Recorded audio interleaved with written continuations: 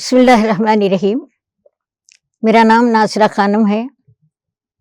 میں جماعت اسلامی کی معاون ناظمہ شعبہ خواتین دلی۔ الحمدللہ رب العالمین الرحمن الرحیم مالک یوم الدین ایاک نعبد و ایاک نستعین اہدنا الصراط المستقیم صراط الذین انعمت علیہم غیر المغضوب علیہم ولا الضالین۔ قال اللہ تعالیٰ فی القرآن المجید فاعوذ باللہ من الشیطان الرجیم بسم اللہ الرحمن الرحیم۔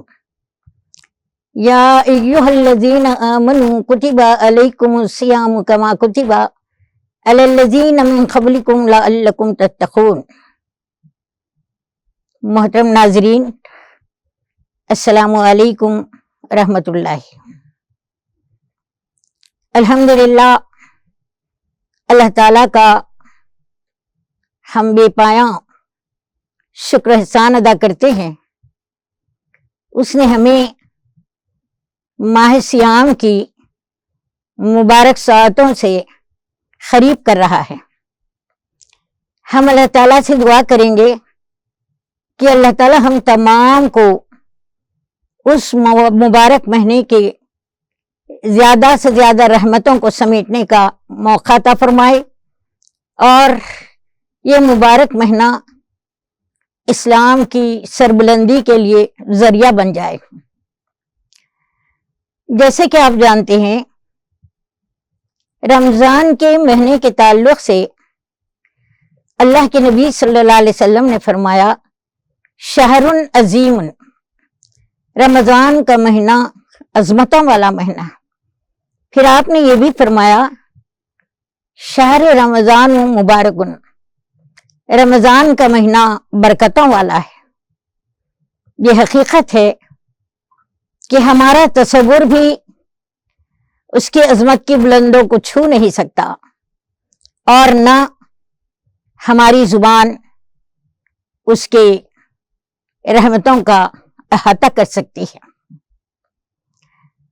اس مبارک مہینے کے آمد کے قریب قریب اللہ کے نبی صلی اللہ علیہ وسلم کے معمول کے مطابق کہ جب آپ رجب سے گزرتے تو دعا کرتے کہ مولا مجھے رجب اور شعبان کی برکتیں عطا فرما اور ماہ رمضان المبارک سے ملا دے۔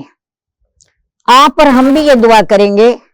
اب کچھ دن باقی ہیں، اللہ تعالیٰ ہماری زندگیوں کو وفا کرے، ہمیں صحت و تندرستی سے نوازے اور اس مبارک ساعتوں سے آپ کو ہم کو ملا دے، تاکہ اس کے تمام برکتوں سے، اس کی رحمتوں سے ہم مالا مال ہو جائیں۔ آپ دیکھتے ہیں کہ ایک تاجر ہے، حریص تاجر، اپنے کمانے کے زمانے میں، سیزن کے زمانے میں اور اپنی ساری پونجی اپنے کاروبار میں لگا دیتا ہے، اس احساس کے ساتھ جتنا سرمایہ میں لگاؤں گا اتنا زیادہ نفع مجھے حاصل ہوگا۔ اسی حریص تاجر کی طرح اس مبارک مہینے کے بارے میں اللہ کے نبی صلی اللہ علیہ وسلم نے فرمایا اگر کوئی اس ماہ مبارک میں ایک نفل ادا کرتا ہے تو دوسرے فرضوں کے برابر اجر و ثواب ملتا ہے، اگر کوئی ایک فرض ادا کرتا ہے تو دوسرے فرضوں کے برابر اسے اجر و ثواب ملتا ہے، 10 سے لے کر 70 گنا تک اسے اجر و ثواب ملتا ہے۔ تو ہم بھی اور آپ بھی ان مبارک گھڑیوں کے ایک ایک لمحے، ایک ایک لحظے کی قدر کریں اور اس کے ایک پل کو بھی ہم ضائع ہونے نہ دیں۔ اور اسی مبارک مہینے میں جس کے تعلق سے یہ کہا گیا ہے کہ رمضان کا مہینہ ٹریننگ کا مہینہ ہے، ہماری جسمانی اعتبار سے، روحانی اعتبار سے، نفسانی اعتبار سے ہماری تربیت کی جاتی ہے۔ سال میں ایک مہینہ مکمل اللہ تعالیٰ ہماری تربیت فرماتے ہیں۔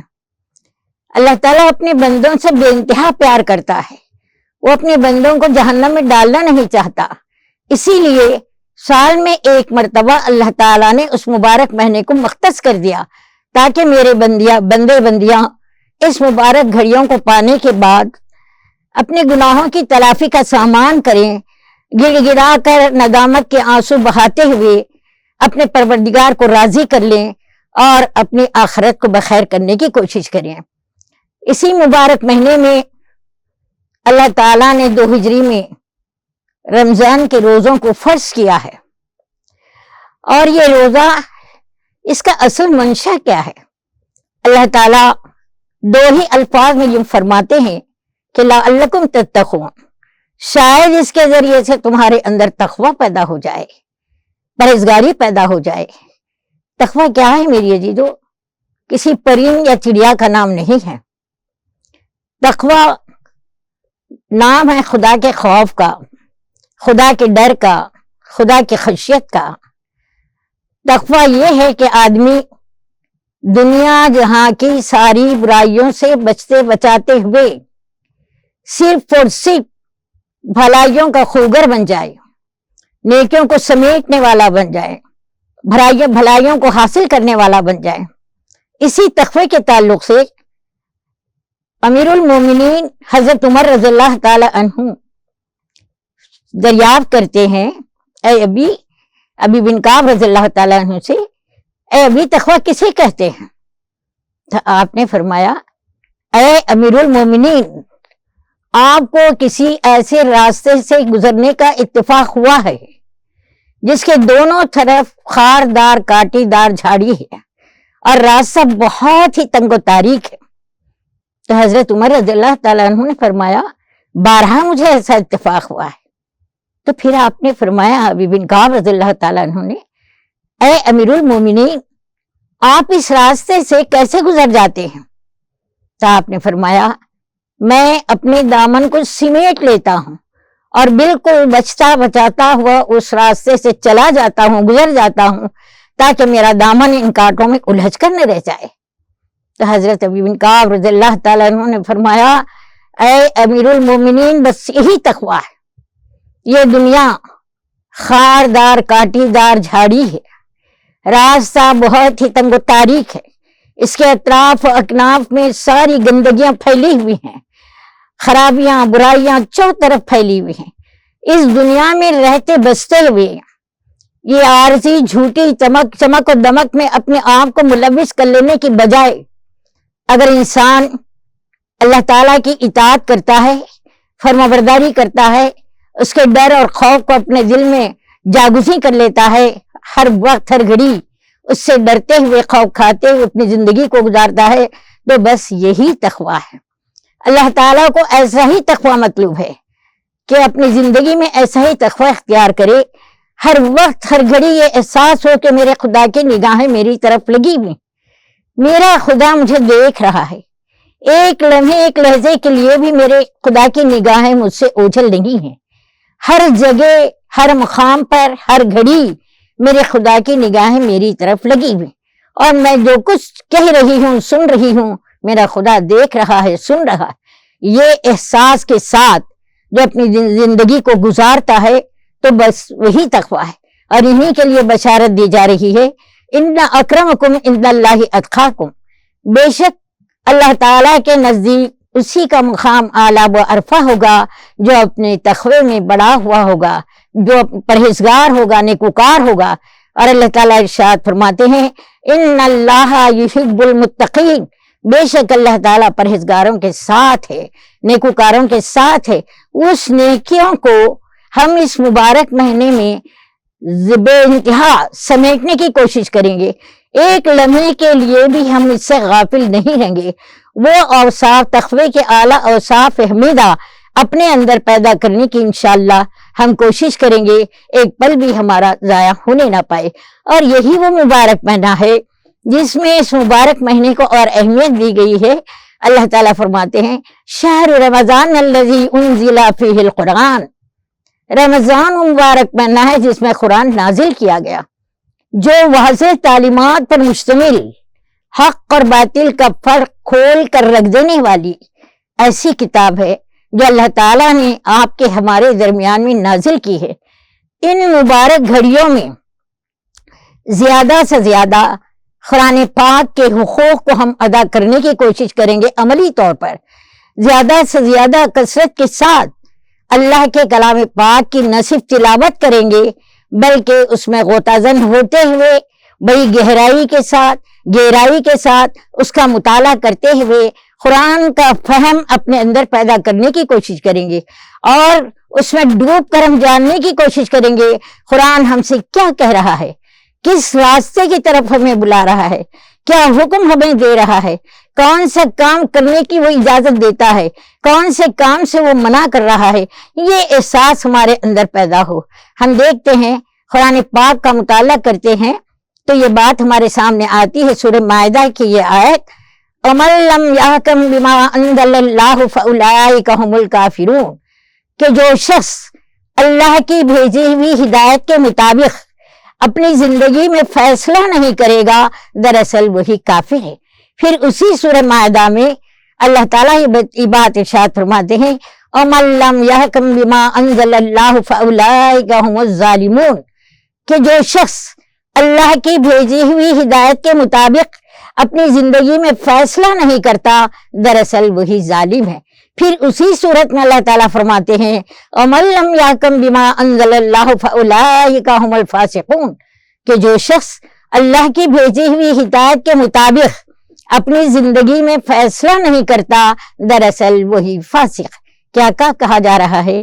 جن کی زندگیاں قرآن پاک کے حکمات و تعلیمات کے مطابق نہیں گزرتی ہیں، جو قرآن پاک کو پس پٹ ڈال دیتے ہیں، وہ زندگی کے ہر فیصلے میں قرآن پاک کے حکمات و تعلیمات کو پیش نظر نہیں رکھتے اور اپنی زندگی کے ہر چھوٹے بڑے معاملے میں اس کے مطابق فیصلہ نہیں کرتے، ان کا شمار کافرین میں ہوگا، ظالمین میں ہوگا، فاسقین میں ہوگا۔ پھر قرآن ہم سے کہہ رہا ہے افلا یتدبرون القرآن ام علی قلوب اقفالها، کیا تم قرآن پر غور نہیں کرتے یا پھر تمہارے دلوں پر تالے پڑے ہوئے ہیں؟ آج اگر ہم حقیقت کا جائزہ لیں تو یہ بات ہمیں سمجھ میں آتی ہے کہ آج لوگ قرآن تو پڑھ رہے ہیں، خیر قرآن کے جو ہم پر چار حق ہے، ایک تو ہے کہ اس پر ایمان لایا جائے، یہ اللہ کی آخری کتاب ہے، اللہ کے آخری نبی حضور صلی اللہ علیہ وسلم پر نازل کی گئی ہے اور قیامت تک کے لیے محفوظ رہے گی۔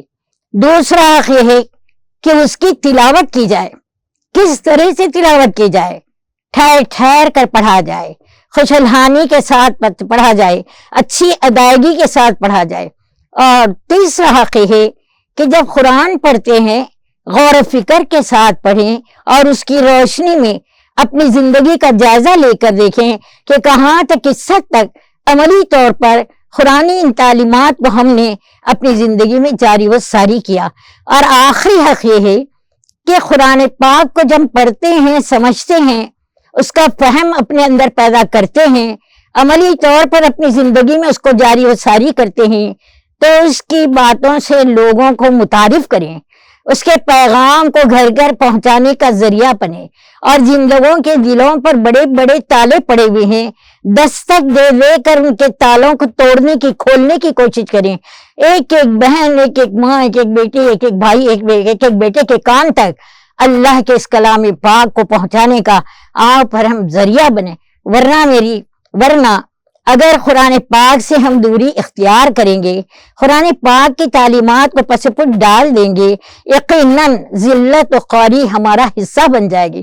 اقبال علیہ رحمہ سے ایک نوجوان نے یہ سوال کیا، کیا بات ہے جب آپ قرآن پڑھتے ہیں تو آپ پر بے انتہا رقت طاری ہوتی ہے، اس کی کیا وجہ؟ تو حضرت اقبال علیہ رحمہ نے فرمایا اللہ کا یہ کلام میری ضمیر پر نازل ہوا، میں یہ سمجھتا ہوں، اور میں یہ سمجھتا ہوں کہ قرآن کی ایک ایک آیت مجھ سے مخاطب ہے۔ اس غور و فکر کے ساتھ جب میں پڑھتا ہوں تو میری پر رقت طاری ہوتی ہے۔ اور قرآن جب پڑھو تو رونے لگو، اگر رونا نہ آئے تو رونے کی صورت بناؤ۔ آج ہم قرآن پڑھتے ہیں، اس کے لفظی معنی بھی پڑھتے ہیں، ترجمانی بھی جانتے ہیں، لیکن عملی طور پر آج ہماری زندگیاں کس رخ کو اختیار کیے ہوئے، کون سا راستہ ہم نے اختیار کیا ہے؟ اگر آج بھی مسلمان قرآن پاک کو خاص جاننے کے ساتھ ساتھ اس کے معنی مطلب کو سمجھنے کے ساتھ ساتھ اس میں غوطہ زن ہونے کے ساتھ ساتھ گہرائی کے ساتھ مطالعہ کرنے کے ساتھ ساتھ عمل کے دریچوں کو کھولنے کی کوشش کریں اور اپنی زندگی کو عملی طور پر قرآن پاک کے حوالے کر دیں. سر سے لے کر پیر تک قرآن کا عملی نمونہ بنے اور قرآن کی صحیح تصویر عملی طور پر دنیا کے سامنے ہم پیش کریں تو یقین مانیے اللہ تعالیٰ پھر سے ہمیں سربلندی عطا کرے گا، عزت عطا کرے گا. رسوائی نام کی کوئی چیز ہمارے قریب پھٹکنے نہیں پائے گی.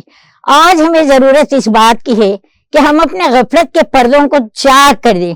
گزشتہ بھی ہم نے ماہ سیام کو رخصت کیا تھا، آنسوؤں سے منہ دھوتے ہوئے، ندامت کے آنسو بہاتے ہوئے، قرآن پاک کو پڑھتے ہوئے، سمجھتے ہوئے، اللہ سے عہد کرتے ہوئے ہم نے توبہ اور استغفار کیا کہ ہم اپنے اندر کی خامیوں کو، خرابیوں کو، برائیوں کو، کمزوریوں کو دور کریں گے اور ہم اپنے اندر جو لاپرواہی ہے اس کو دور کریں گے، غفلت کے پردوں کو چاک کریں گے اور انشاءاللہ اپنے اندر بھلائیوں کو پروان چڑھائیں گے. لیکن آج ہم دیکھتے ہیں وہ توبہ، وہ آنسو صرف اس ماہ سیام کے حد تک محدود رہے.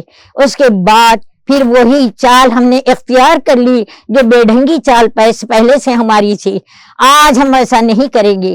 زندگیوں کا کوئی بھروسہ نہیں، پتہ نہیں موت کب اور کس وقت آئے، کس گھڑی آئے اور کس وقت آ کر ہمیں دبوچ لے.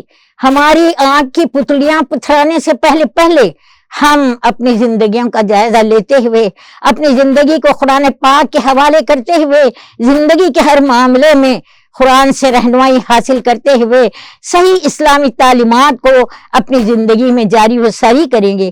ہر گھر میں قرآن کی آواز کو بلند کرتے ہوئے اپنی نوجوان نسل نسواں کو، اپنے نوجوان لڑکوں کو قرآن پاک کی تعلیمات سے نہ صرف آراستہ پاراستہ کریں گے، اپنے بچوں کو ہم اس بات کی تعلیم دیں گے کہ دیکھو قرآن تمہیں بلا رہا ہے، قرآن آواز دے رہا ہے کہ تم مجھے مضبوطی سے پکڑے رہو.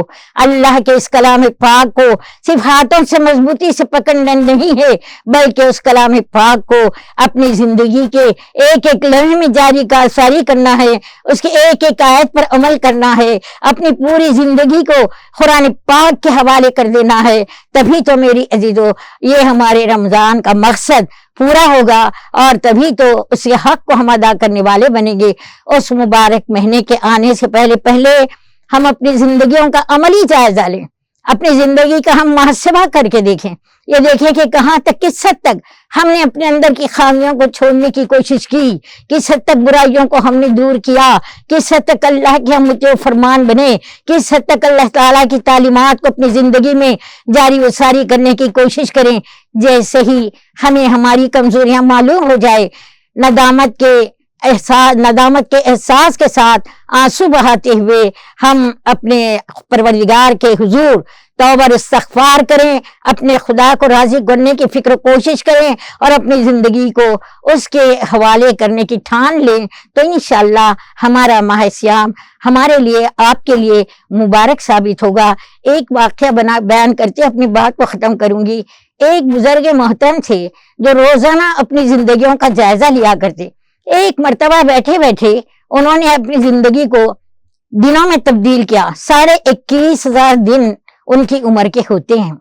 وہ سوچتے ہیں اگر روزانہ کا ایک ایک گناہ رکھوں تو 21,500 گناہ میرے ہو جاتے ہیں. ہے اللہ، یہ 21,500 گناہ کی پوٹلی لے کر تیرے حضور میں کیسے حاضر ہو سکوں گا. یہ جو احساس پیدا ہوا، ایک چیخ مارتے ہیں اور گر پڑتے ہیں. سارے لوگ آپ کو ہوش میں لانے کی کوشش کرتے ہیں تو کیا دیکھتے ہیں کہ اسی احساس ندامت کے ساتھ روح پرواز ہو جاتی ہے. ہمارے اندر اللہ تعالیٰ وہ ایمانی جذبہ پیدا کر دے، وہ روح و کشش ہمارے اندر پیدا کر دے. اللہ تعالیٰ رات دن قرآن میں اپنے آپ کو مشغول رہنے والے، اس میں غوطہ زن ہونے والے، گہرائی کے ساتھ اس کا مطالعہ کرنے والے، اپنی زندگی کے ایک ایک لمحے کو خود قرآن کے حوالے کرنے والے بنا دے. ہماری ساری زندگی قرآن کی عملی تصویر بن جائے. یہ چند باتوں کے ساتھ میں اپنی بات کو ختم کرتی ہوں. وآخر دعوانا ان الحمدللہ رب العالمین.